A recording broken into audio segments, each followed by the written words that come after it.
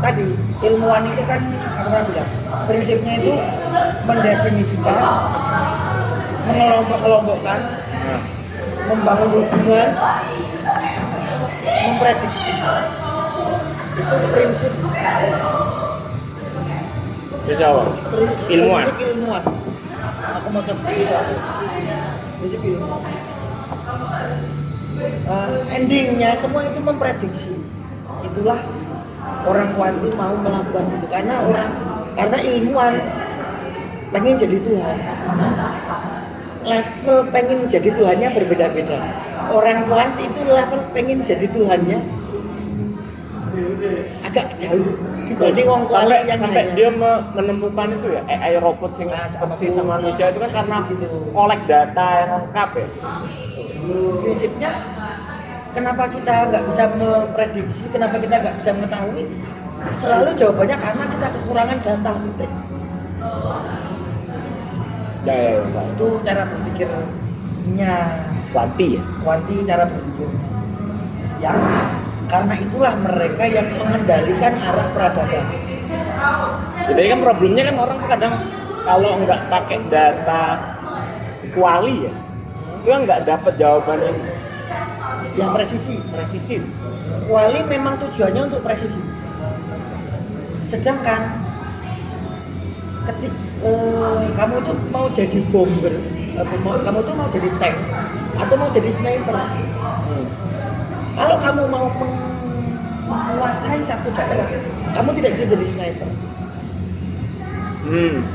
Harus langsung bom gede Kamu jadi resik menguasai. gazal Nah, menurut sniper ya kamu cuma membunuh rajanya doang. Kamu nggak bisa mengontrol. langsung generalisir aja. Tapi bagusnya sniper itu tujuanmu apa? Presisi. Tujuanmu kecil dan presisi. Tujuannya jadi ibaratnya kan kayak perang. Jadi kamu mau jadi tank atau mau jadi sniper?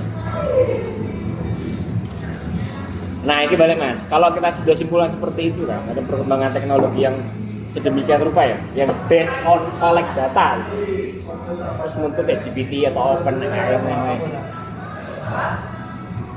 Bisa nggak kemudian manusia itu, ya kita ngomong GPT, ngomong ini aja ya, ngomong tulisan berarti. Bisa nggak teknologi sekarang itu mengkonstruksi pemikiran dalam sebuah tulisan? Dan itu merupakan hasil duplikat dari tulisan lain. Kita pahami dulu apa itu ChatGPT. Yeah. Kamu bisa membayangkan misalnya kata aku sayang kamu.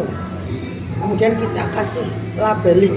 Aku itu angka 1, sayang itu angka 2, kamu itu angka 3. Kemudian ada ketidakterhinggaan kata-kata yang ada. Yang masing-masing dilabel. Kemudian setiap kata itu berdekatan. Angka 1 aku itu dekat dengan angka suka itu dekat dengan angka kamu. Budi memasak nasi, Budi itu dekat dengan Budi ke memasak itu selisih 1. Memasak ke nasi itu selisih 1. Budi ke nasi itu selisih 2. Ini hanya Budi memasak nasi. Kan ada jarak antar kata. Ya kan? Jarak-jarak itu dikuantifikasi, dihitung, aku nggak tahu rumus matematikanya apa. Yang menghasilkan kata-kata tadi itu terkelompok. Ini kelompok-kelompok noun, ini kelompok-kelompok verb, ini kelompok-kelompok pronoun, apapun lah dalam bahasa Inggris.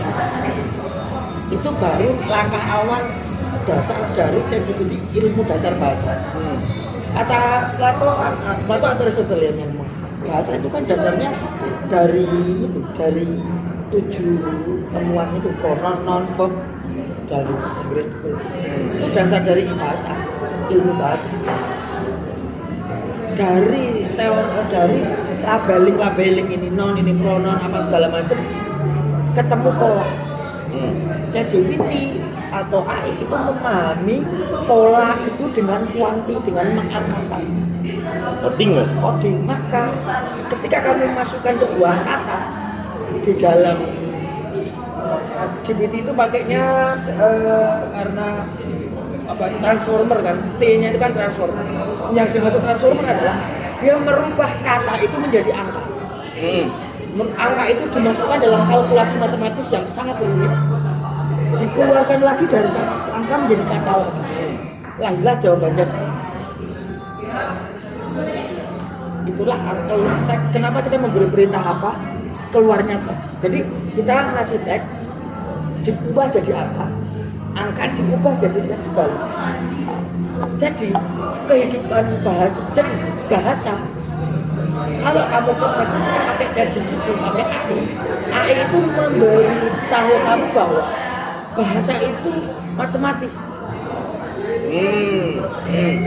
Ini pertarungan antara dua definisi bahasa.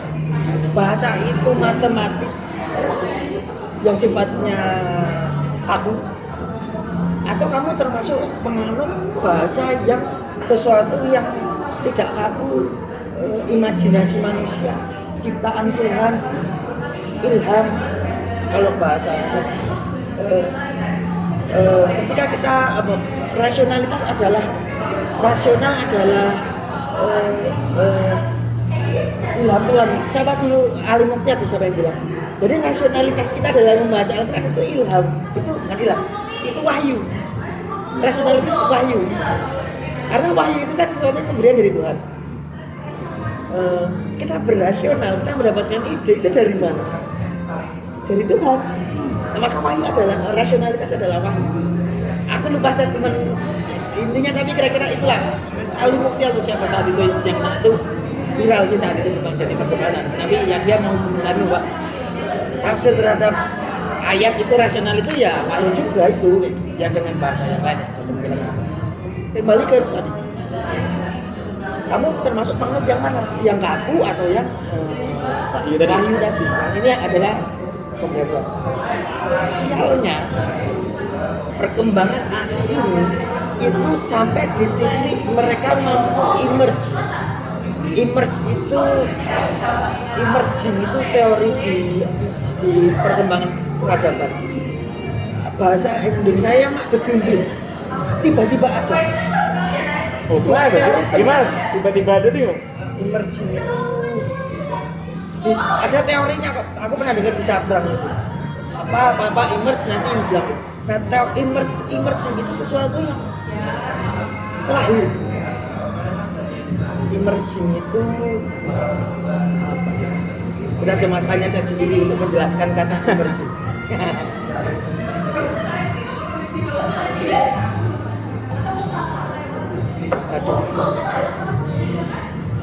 Emerging itu teori apa ya?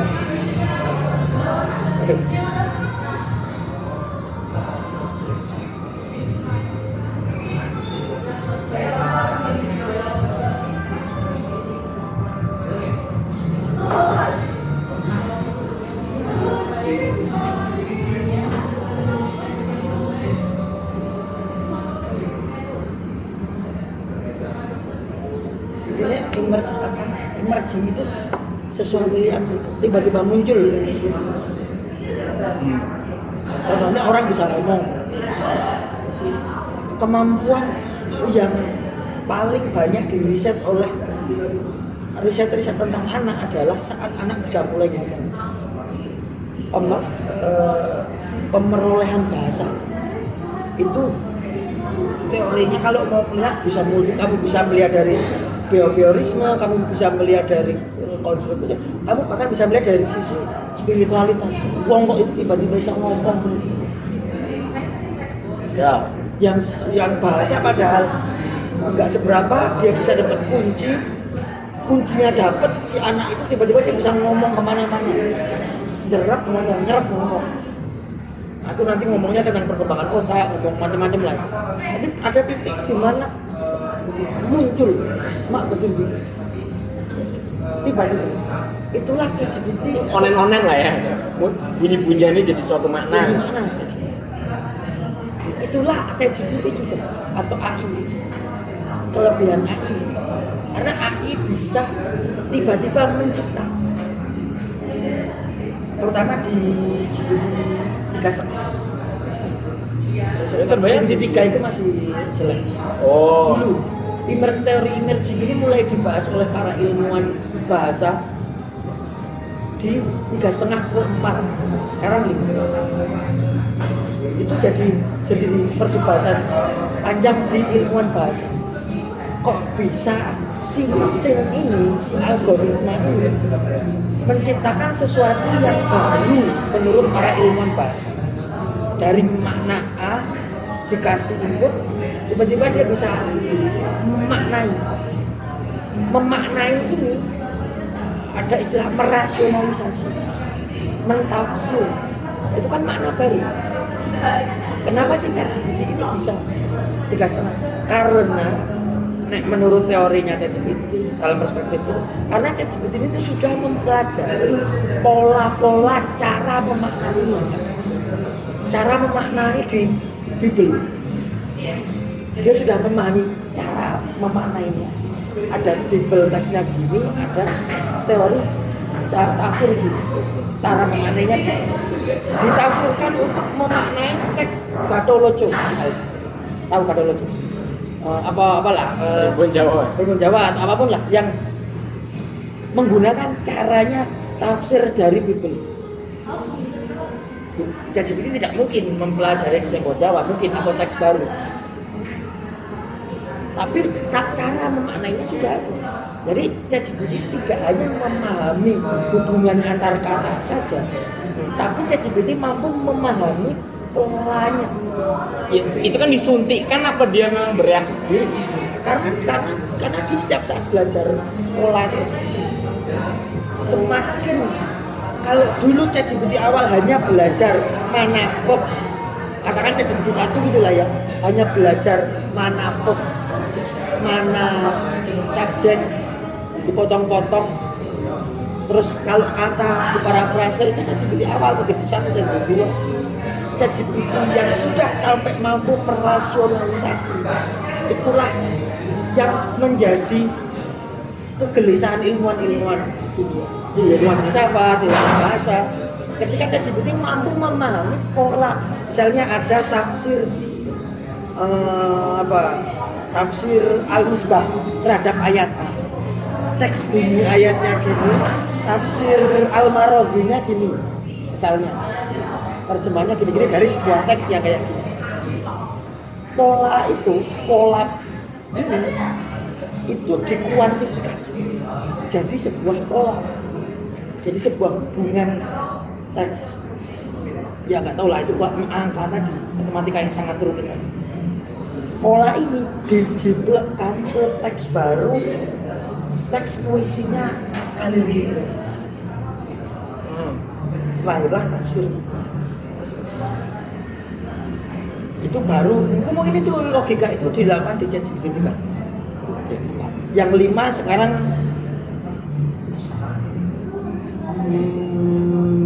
ada yang bilang sebenarnya kita belum memaksimalkan penggunaan ChatGPT 5, terutama yang misalnya.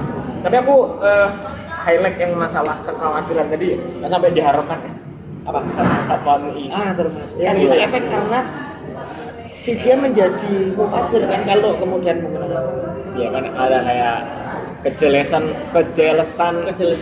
para otoritas religius. Betul.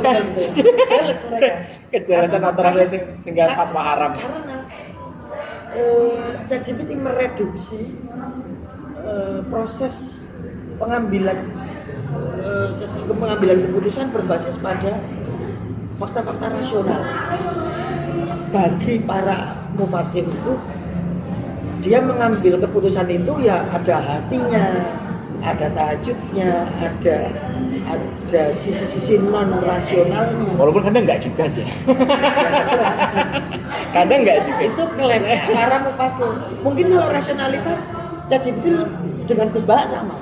Iya kayak sama ya. Tapi Gus Bahak memiliki, sebagai manusia, Gus Bahak memiliki sisi non pengerolehan epistemologi itu kan kalau di dasarnya itu kan empiris sama rasional. Tapi kalau menurut filsafat yang terbaru ya nggak ada. Pak Faiz misalnya dia menjelaskan epistemologi itu selain empiris dan rasional itu ada intuisi, ada firasat, ada insting, ada intuisi, ada firasat, ada imajinasi. Saya gini mas ya, kayak yang itu tidak dimiliki asal ya, saya potong ya, perdebatan fikih nggak misalnya, perdebatan fikih kayak narasi Gus Baha kan misal terhadap hadis gitu ya, tapi nggak belajarnya kurang belajar sarain, berarti kan based on data ya, Ya berarti dengan pola kayak gitu Gus Baha bisa dikalahkan atau disamai oleh caciman seharusnya based on data. kalau statement dia menggunakan based on data. Iya. Karena lawan Gus Baha itu baru santri yang belajar. Tapi kalau Gus Baha lawannya ngomong sama ChatGPT, statement Gus Baha berubah. ChatGPT tidak memiliki tahajud. ChatGPT tidak ada sisi muhasabahnya. Iya. Nah, Karena gitu, memang gitu. epistemologi itu kan berangkat dari konklusi. Konklusi itu berangkat dari jika dan makan. Ya, pasti gitu. Jika dan maka itu matematika. Lagi-lagi matematika. Maka suatu kesimpulan tuh akan muncul ketika kita menaruh premis mayor dan minornya. Ya gitu. Nah, itu sudah kita sepakati ya bahwa apakah ChatGPT menggantikan manusia bisa dan sangat mungkin. Bedanya cuma satu sekarang. Apa? AI ini tidak memiliki objektif. Maksudnya? Objektif. Ini yang membedakan film AI sekarang dan AI-nya film apa? Misalnya film Bilang apa? film-film yang AI bisa mengendalikan manusia lah. Apa? The Matrix atau Oh ya. apapun itulah atau robot-robot yang mengalahkan manusia kayak gitu. Karena mereka dalam film itu si AI sudah memiliki objektif tujuan. Jadi objektif itu tidak bisa objektif atau tujuan lah terserah, tapi sudah tafsir objektif itu tidak bisa diganti dengan kata tujuan, tapi objektif tujuan lah. Robot itu tiba-tiba memiliki tujuan yang tujuannya tidak sama dengan tujuan yang dibangun oleh pembuatnya. Oh gitu. Di film itu sehingga dia melawan manusia. Oh iya, tahu. Sering Ya kan itu kan film misalnya si robotnya disetel untuk membantu manusia. Tiba-tiba dia punya tujuan sendiri. Memiliki tujuan sendiri karena epistemologi dia sudah melampaui rasional dan empiris. Oke. Dalam film-film kan itu. Iya. Karena dia sudah mulai ada intuisinya. Sudah mulai ada sisi-sisi non rasional dan empiris. Rasional dan empiris, ChatGPT rasional dan empiris. Tapi sisi manusia itu kan nggak cuma rasional dan empiris. Rasional dan empiris itu robotik. Maka Barat itu robotik kalau hanya rasional dan empiris. Karena sisi manusia itu yang selain tadi ada insting, ada intuisi, ada imajinasi yang tidak dimiliki oleh robot. Kalau ngomong dokter Rio itu sudah dibedah. Ya, karena dokter Rio berprinsip kehidupan manusia itu orang-orang kayak dokter Rio kayak siapa namanya sih orang-orang neuroscience yang ateistik gitulah, neuroscience ateistik. Dia kan termasuk neuroscience ateistik. Ya berarti yang teman-teman orang-orang yang percaya bahwa kehidupan itu monoism atau dualisme. Kita itu dualisme. Ada ruh, ada nyawa, ada jasad. Saya nggak percaya tuh itu. Apa? Nggak percaya tuh. Bagi mereka kehidupan itu ya satu, ya fisik. Kehidupan kita ini kenapa ada tujuan, kenapa ada itu ya reaksi fisik aja, reaksi biologis. No. Jadi itu Karena otak. saya sentralnya adalah otak. Iya. Jadi nggak ada perasaan marah. Yang ada hormon X meningkat di otak. Benar. Yang menarik tuh kesimpulan dia bahwa kita tuh selama ini menggunakan otak yang irasional dalam decision maker. Ini rasional kita tuh nggak ada. Kan bagi dia yang disebut irasional adalah ketika komposisi hormon dalam otak tidak seimbang.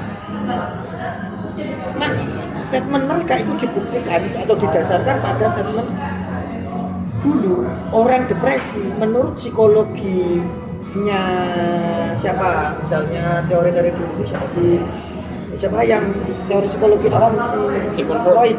Freud itu kan masih filsafat, nggak ada biologinya. Ya, ego, super ego. Itu kan filsafat buatan. Filsafat bagi dia itu kan membuat. Nggak ada empirisnya. Ego super ego itu nggak ada empirisnya, nggak ada barangnya. Ego super ego itu. Yeah. Tapi karena dia itu lahirnya dari biologi, ada barangnya ini. Barangnya ini kamu bisa lihat di mikroskop. Ada pergerakan saraf, kolesterol apa enzim kan. Berarti kita bisa merekayasa dong. Bagi mereka sudah dibuktikan dengan profesi psikiater. Dulu orang depresi itu ya dengan teorinya psikoanalisisnya Freud.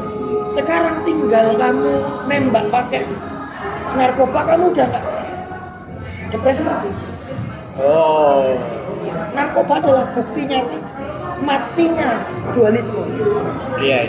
Karena kamu depresi apa-apa, tembak selesai. Biologimu berubah, cara berpikirmu berubah, perasaanmu berubah. Rokok, apapun. Dopamin Apapun, itu adalah bukti nyata. Lah, matinya teori dualisme roh dan fisik. Kalau rohnya masih ada, seharusnya kamu masih merasakan depresi meskipun kamu habis disuntik obat.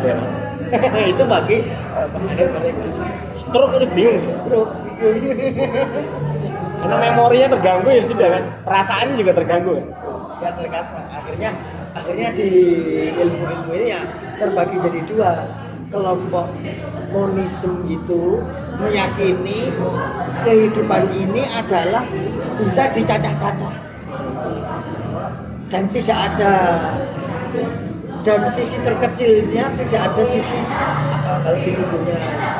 Kalau yang dualisme, cacahan-cacahannya itu jadi dua, ada yang fisik, ada yang non fisik, metafisik. Maka bagi mereka ya nggak ada konsepsi metafisik. Metafisiknya filsafat itu ya Bualan. hasil dari Pemikiran yang belum ketemu empirisnya. bukan hasil dari pemikiran irasional manusia. Oh. Hanya otak peradab, karena evolusi kognitif manusia, efek dari evolusi kognitif manusia menghasilkan imajinasi berupa metafisik, konsepsi Tuhan, konsepsi negara, konsepsi uang sebagai realitas intersubjektif. Loh, tapi nggak bisa lagi, saya potong. Ada hadis Nabi nih, Waler. Kalau kamu masuk saat ruh, celupkan dua-duanya. Dan itu terkenal ya, masyhur ya. Kemudian dalam penelitian belakangan, memang di salah satu sayap laler itu ada penawar racunnya. Ya kan? Dibuktikan oleh saya. Ya, dibuktikan oleh saya kan logikanya sering terbangun. Itu kan menunjukkan bahwa memang benar empirisnya seperti itu. Cuman ada loh sesuatu yang beyond metafisik lah itu. Yang kan. itu adalah wahyu atau apapun itu yang dimiliki Nabi tadi. Gitu kan gitu. Jadi pola kita tuh kayak sunatullahnya sudah seperti itu. Tapi kayak ada sesuatu yang beyond dan itu bisa diafirmasi oleh sains. Misalnya ada ayat paling aku senengin surat Yasin. Misal wasam sita jeli mustaqorilah. Itu kan belakangan ditemukan bahwa matahari itu berotasi pada porosnya. Kalau kamu pakai perspektif atau kritik orang-orang, jangankan pakai teorinya Rio lah ya, pakai perspektifnya orang-orang Islamic Studies saja. Abdullah dan kawan-kawan. Ayatisasi seperti tadi itu tidak disukai oleh orang-orang Islamic Studies alamnya dia. Karena ayatisasi atau karena itu islamisasi ilmu. Kayak kaumiyah kan. Itu kayak cocokolog. Iya, tapi kan kalau dibanding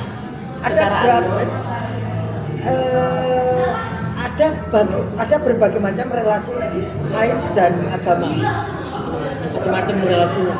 Tapi salah satu relasi yang tidak disukai oleh orang-orang UIN, terutama orang-orang kita adalah ayatisasi ayatnya apa terus kita oh itu loh di ayat ada, itu loh di ayat ada. Itu cara berpikir Apologetik gitu. apologetik yang tidak disukai oleh itu loh mungkin lain-lain orang. Terlepas suka nggak suka ya, tapi narasi itu tetap ada. Ya sebagai relasi agama dan sains itu salah satu jenis relasi agama dan sains. Misalnya begini, aku narasi sempat berdebat dengan Bang, kalau kita berdiskusi ini menambah keimanan enggak? Gitu kan? Oh iya, sama menambah keimanan. Justru porosnya adalah bagaimana sains itu kemudian membuktikan bahwa jalur yang saya pilih ini adalah betul. Walaupun nanti bertentangan dengan toleransi dan segala macam. Kembali ke tipologi relasi agama dan sains, ada verifikasi Islam, Wijaya, Islamisasi ilmu, integrasi interkoneksi. Integrasi interkoneksi itu nggak pengen kayak barusan. Kira-kira yang aku paham. Integrasi interkoneksi itu nggak pengen jadi sainifikasi Islam atau Islamisasi ilmu.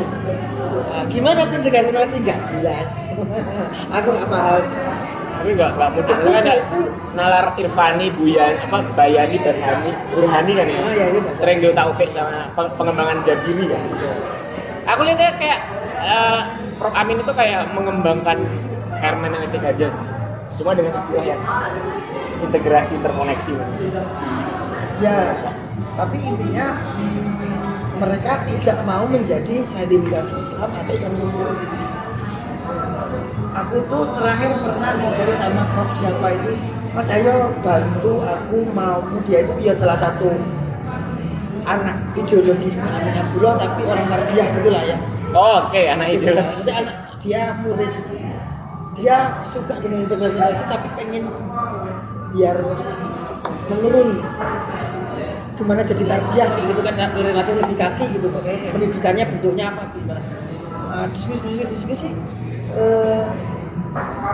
yang masih membingungkan adalah karena konsepsi integrasi itu sebenarnya belum selesai sebagai sebuah konsep. Sering diomongin sama Prof Amin kan, ya itu tugas kamu kan. Ya repot ya. Dimana kita sebagai orang tarbiyah yang harus menurunkan itu jadi RPP, jadi silabus, Ya. kurikulum. Itu nggak bisa. Kalau kepalanya aja belum selesai. Tadi bagaimana, pertanyaan dasar aja, bagaimana cara kita menghindari agar integrasi interkoneksi ini tidak menjadi tidak menjadi islamisasi ilmu atau sainifikasi Islam macam masih susah. Membangun batas demarkasinya antara dua konsep aja masih susah. Nah ini balik Mas ke langsung teori praktis ya Mas. Pertanyaan krusial gue menurut. Bisa nggak kita buat satu tulisan, kita upload di ChatGPT, kemudian kita pengen gaya penulisannya sama seperti tulisan itu? Gaya penulisan yang dimaksud apa? Mulai dari dia menarasikan paragraf, konseptual, konsep analisisnya, sampai konklusinya plek. Karena gini, kalau kamu memahami akhirnya bisa. Karena kita harus mendefinisikan dulu apa yang dimaksud dengan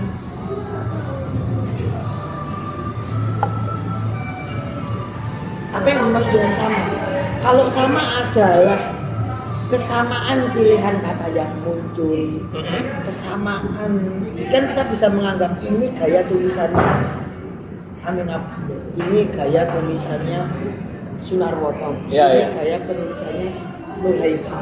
Itu kan dari kita membaca banyak tulisan-tulisannya Sunarwoto, kita tahu kata-kata apa yang sering muncul, kita tahu kalimat-kalimat awal, kita tahu pola dia menyusun subjek verb.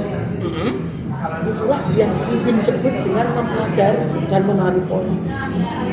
Kemudian kita punya gagasan baru menggunakan gaya itu bisa. Jadi apalah. Tuh tapi aku sering nggak ketemu titik temunya. Misalnya aku upload ya gaya seseorang, tapi kadang bias tuh. Mungkin apa karena topiknya berbeda ya? Ya kalau topiknya berbeda ya pasti nggak bisa sama kan. Cuma apa ya? pilihan katanya bisa dihitung. Dalam Sunarwoto kata menggunakan seyogianya, peneliti mencurigai misalnya atau apa, gaya-gaya seperti itu dimunculkan dalam tulisan.